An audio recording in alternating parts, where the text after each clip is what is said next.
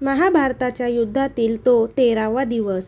कौरवांचे सरसेनापती द्रोणाचार्य यांनी पांडवांचा पराभव करण्यासाठी एक अत्यंत कठीण आणि भेदण्यास अशक्य असा चक्रव्यूह रचला होता. हा असा चक्रव्यूह होता ज्याला भेदण्याचे तंत्र पांडवांच्या बाजूने फक्त अर्जुनाला माहीत होते. पण द्रोणाचार्यांच्या चालीमुळे अर्जुन युद्धाच्या दुसऱ्या टोकाला खूप दूर निघून गेला होता. पांडव चिंतेत होते. जर चक्रव्यूह भेदला नाही तर युद्धाचा निकाल तिथेच लागणार होता. अशा वेळी समोर आला एक 16 वर्षांचा तरुण, अर्जुनाचा पराक्रमी मुलगा अभिमन्यू. अभिमन्यू म्हणाला, चिंता करू नका, मला चक्रव्यूहात कसं जायचं हे माहीत आहे.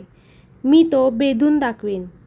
पण इथेच एक मोठी मेख होती. अभिमन्यूला चक्रव्यूहात प्रवेश कसा करायचा हे माहीत होतं, पण तिथून बाहेर कसं पडायचं हे माहीत नव्हतं. तर असं का घडलं होतं? जेव्हा अभिमन्यू त्याच्या आईच्या म्हणजेच सुभद्रेच्या गर्भात होता, तेव्हा अर्जुन सुभद्रेला चक्रव्यूह भेदण्याची कथा सांगत होता.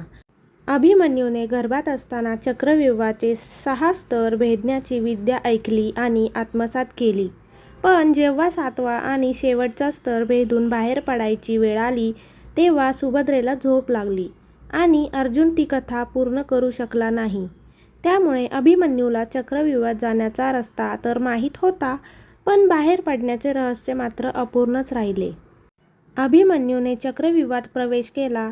त्याचा तो पराक्रम पाहून कौरवांचे मोठे मोठे योद्धेसुद्धा थरथर कापू लागले.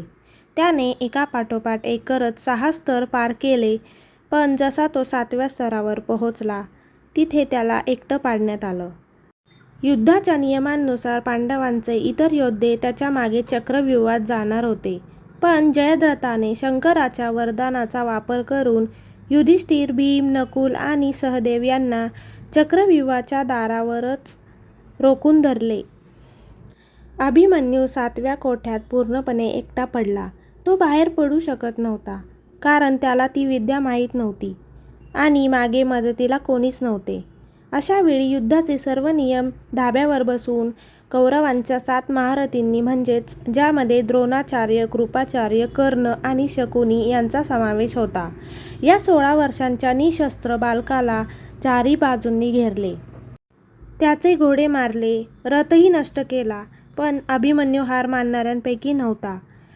त्याने रथाचे चाक हातात घेऊन शेवटच्या श्वासापर्यंत युद्ध केले. अखेर अत्यंत अधर्म करून कौरवांनी या बालकाची हत्या केली. अभिमन्यू चक्रव्यूहातून जिवंत बाहेर पडू शकला नाही, कारण त्याच्याकडे बाहेर पडण्याचे ज्ञान नव्हते आणि परिस्थितीला त्याने एकटे पाडले होते. पण मरूनही तो इतिहास रचून गेला. आजही चक्रव्यूह म्हटलं की दगाफटका आठवतो आणि अभिमन्यू म्हटलं की मरण समोर असतानाही लढणारा जगातला सगळ्यात मोठा वीर आठवतो. मित्रांनो, अभिमन्यू त्या दिवशी युद्धात नक्कीच हारला, पण त्याने कौरवांना असा पराभव दिला जो जिंकूनही त्यांना कधी पचवता आला नाही. एका 16 वर्षांच्या मुलाला मारण्यासाठी कौरवांच्या 7 महारथींना एकत्र यावं लागलं. युद्धाचे सगळे नियम पायदळीत तुडवावे लागले. हाच अभिमन्यूचा सर्वात मोठा विजय होता. शरीर शांत झालं होतं, पण त्याचं शौर्य अमर झालं. म्हणूनच इतिहास सांगतो, चक्रव्यूहात कसं फसायचं हे नियती ठरवते, पण त्या चक्रव्यूहाला कसं तोंड द्यायचं हे माणसाचं शौर्य ठरवतं. अभिमन्यू भलेही चक्रव्यूहातून बाहेर पडू शकला नाही, पण तो लोकांच्या मनात नेहमीसाठी हक्काचं स्थान मिळवून गेला. अभिमन्यूची गोष्ट फक्त एका युद्धाची गोष्ट नाही. ही गोष्ट आहे अपुऱ्या ज्ञानाची. ही गोष्ट आहे परिस्थितीने दिलेल्या धैर्याची. महाभारत आजही आपल्याला एकच शिकवण देते. आयुष्याच्या चक्रव्यूहात शिरताना बाहेर पडायचा रस्ता माहिती असणं किती गरजेचं असतं. वीर अभिमन्यूला कोटी कोटी प्रणाम.